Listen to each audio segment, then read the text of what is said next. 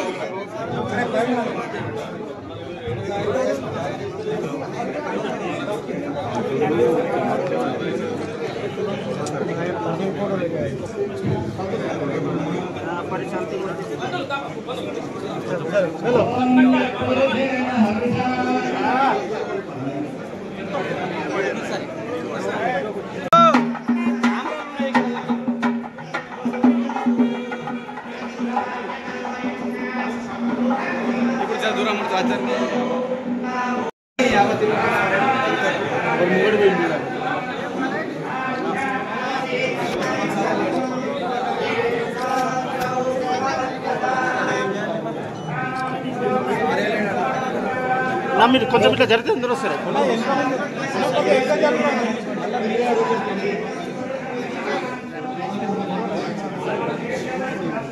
మీరు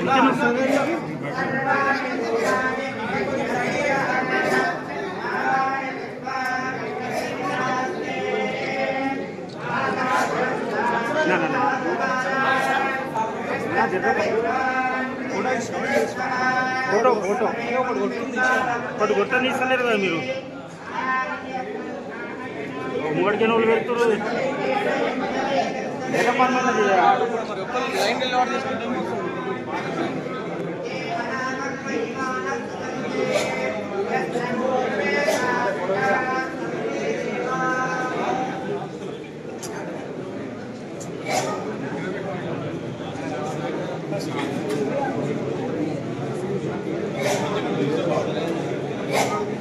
ముందు అవతరించిన అవతారం ఉదాహరణ అంటే కొన్ని లక్షల సంవత్సరాలు గడిచిపోయింది. ఉదాహరణ తర్వాత త్రేతాయుగం వచ్చింది. త్రేతాయుగం అందుకని చెప్పేసి దత్తాత్రేయుడు 16 అవతారాలు, షోడశ అవతారాలు అంటారు. ఆ తర్వాత కలియుగంలో వచ్చిన అవతారాల్లో ఇక్కడ పొందుపరిచాం. ఇక్కడ మనం దత్తాత్రేయ ఆలయం నిర్వహిస్తాం. ఇక్కడ మీరు దత్తాత్రేయుల ఆలయానికి వచ్చేసి ఇక్కడ దర్శించి దత్తాత్రేయుడు స్మరణ మాత్రమే కనిపిస్తారట. మీరు దత్త దత్త దత్త అంటే మీకు కథలు వస్తుంది. కాబట్టి కలియుగం యొక్క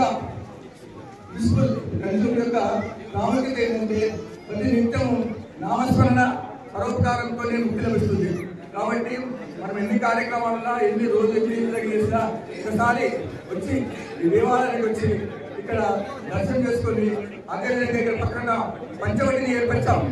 పంచవటి అంటే బ్రహ్మ స్వయంగా సూచించిన చెట్టు, బ్రహ్మ స్వయంగా నాట్య చెట్టు.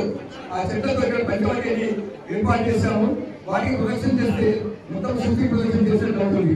అదే పక్కనే మేము సాయిబాబాను ఇక్కడ దేవాలయాన్ని నిర్మిస్తున్నాం. దత్త పరంపరలో అక్కల్కోట మహాస్వామి, అక్కల్కోట స్వామి తర్వాత విష్ణు పరంపర సాయినాథుడు. కాబట్టి దత్త పరంపరలో గురువులందరినీ ఏర్పరిచాము. గురువు అందరికీ ఇక్కడ ప్రాముఖ్యత ఉంది. ఎందుకంటే కృష్ణ భగవానుడు రామచంద్రుడు వారు కూడా గురువు చెప్పినట్టు ఉన్నారు. గురువుకు ప్రాముఖ్యత ఉంది. కాబట్టి గురువు యొక్క